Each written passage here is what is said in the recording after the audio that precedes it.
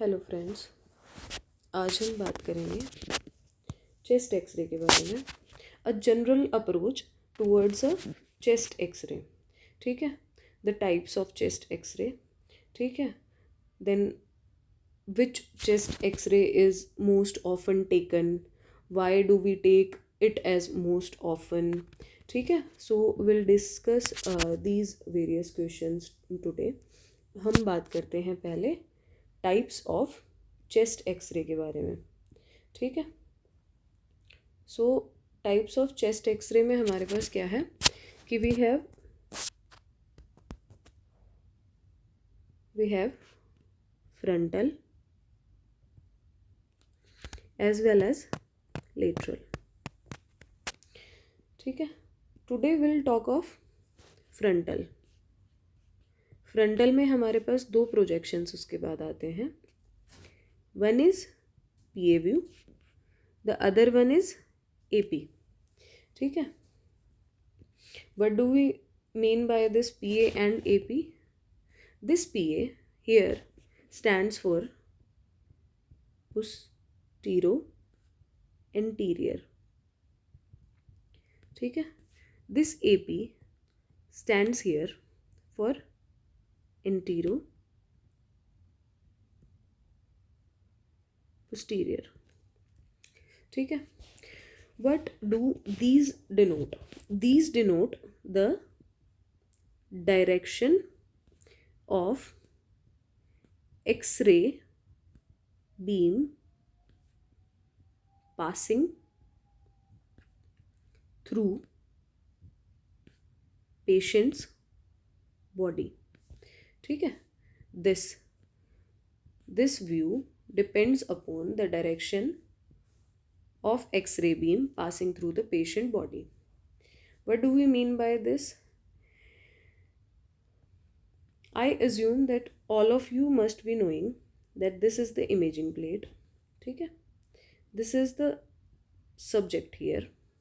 ठीक है, and on the other hand we have X-ray tube.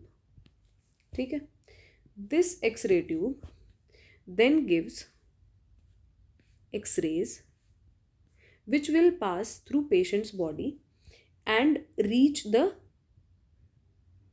detector. ठीक है, now this, whether it is PA or it is AP, depends solely on the direction of X-rays passing through the patient's body. तो अब क्या है कि PA में क्या होता है? We are talking now about PA. This is posterior, this is anterior. ठीक है, the X-rays are passing from posterior aspect of the subject's body to the anterior aspects. ठीक है, अब क्या है, heart is situated anteriorly, then the heart is situated close to the imaging plate, the detector, so there will be no magnification in PA. ठीक है, there is one more reason for this no magnification. The other reason is what? This, the nature of these X-ray beams. As you must be knowing कि जो हमारे पास ये है, ये हो गया हमारा सोर्स। ठीक है, ये हो गई हमारी इमेज, तो ये हो गया हमारा SID, source to image distance. Source to image distance in PA is 180 centimeters. Hence, these rays are oriented parallelly. ठीक है, पैरेलल होती हैं, नॉन डाइवर्जेंट होती हैं. ठीक है, that is why we do not see any magnification in PA. ठीक है, उसके बाद हम बात करते हैं AP. ठीक है, एपी की हम बात करते हैं तो एपी में हमारा क्या होता है, this is the imaging plate, ठीक है, this is the person here and this is the X ray tube here. First of all कि जो हमारा सोर्स टू इमेज डिस्टेंस होता है that is much less than 180 centimetre in sorry AP, ठीक है, in AP. अब इससे होता क्या है एपी में, पहली बात हम देखेंगे कि ये एपी क्यों है। हमने बात की कि प्रोजेक्शन का नाम हम देते हैं कि रेज कहाँ से कहाँ जा रही हैं। The rays are travelling from anterior to posterior of the subject, ठीक है। तो the heart is situated anteriorly. One reason being this that the distance between heart and the imaging plate OID, object to image distance, ठीक है, this heart and imaging plate का distance AP में हमारे पास ज़्यादा है, that is why it will cause magnification of heart, ठीक है। दूसरा इसका रीज़न ये है क्यों कि हमारा जो डिस्टेंस है that is less than 180 centimetre. क्या होता है कि जब यहाँ से रेज पास होती हैं so they are in a divergent direction, ठीक है। तो जब डाइवर्जेंट रेज होती हैं तो मैग्नीफिकेशन होता है। That is why we do not take, that is why we do not take routinely the AP radiograph, ठीक है। routinely what we take is PA, ठीक है। PA हम क्यों लेते हैं, बिकॉज पहली बात मैग्नीफिकेशन कोई नहीं है, ठीक है। दूसरी बात it is a PA, PA is standard,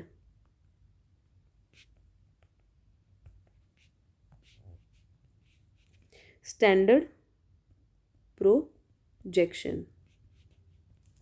why it is a standard projection, will talk about this now कि हम पीए ही क्यों लेते हैं, ठीक है। Will talk about this why PA is a standard projection. First of all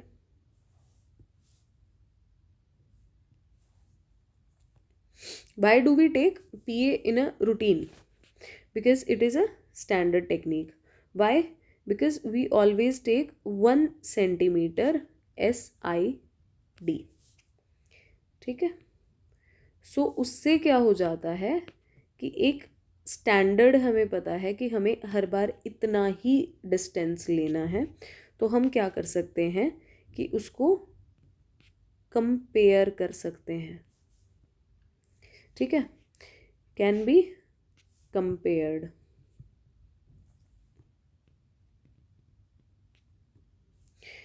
third is there is no magnification. Fourth is adequacy, ठीक है। This is an adequate radiograph, that is why it can be compared every time and it is ideal to compare.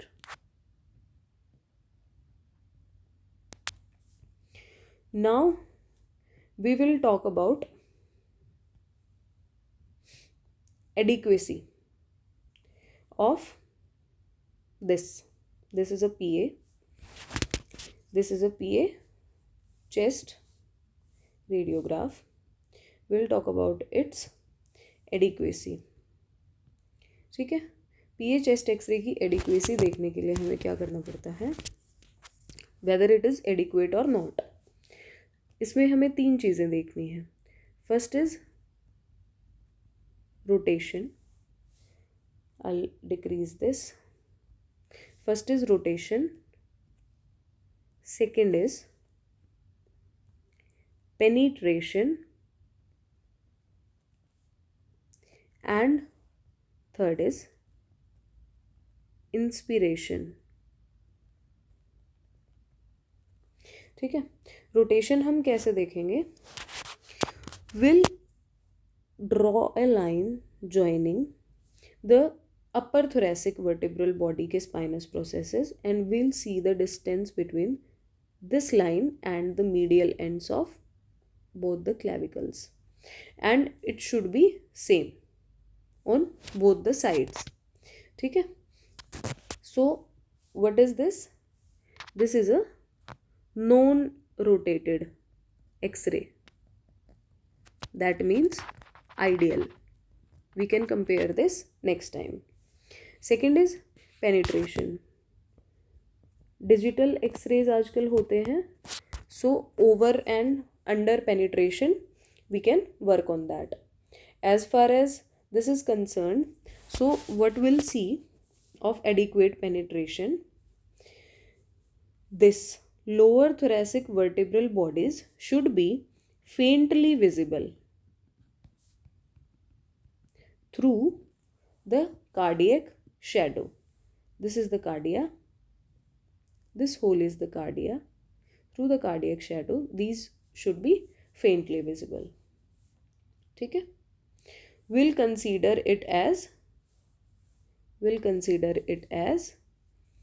underexposed, under if not visible, over if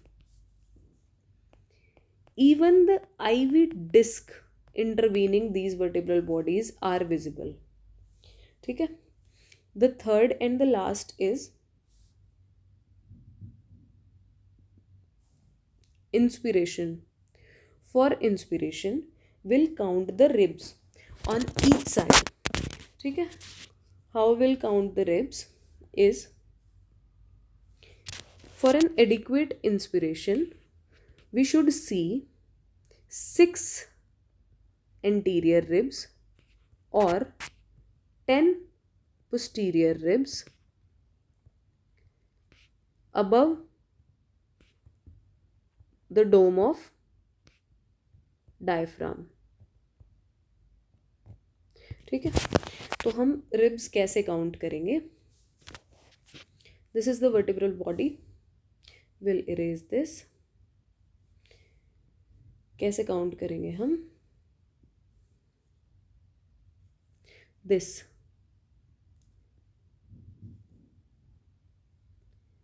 this is the posterior rib, this is the posterior rib, this is the posterior rib, this is the posterior rib.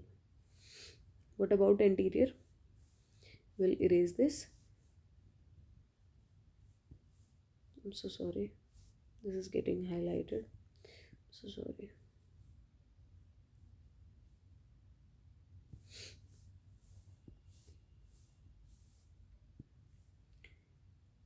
These are the anterior ribs. 1, 2, 3, 4, 5, 6, 7, 8. So this is adequate. ठीक है, so this was all about the chest X-ray. Thank you guys.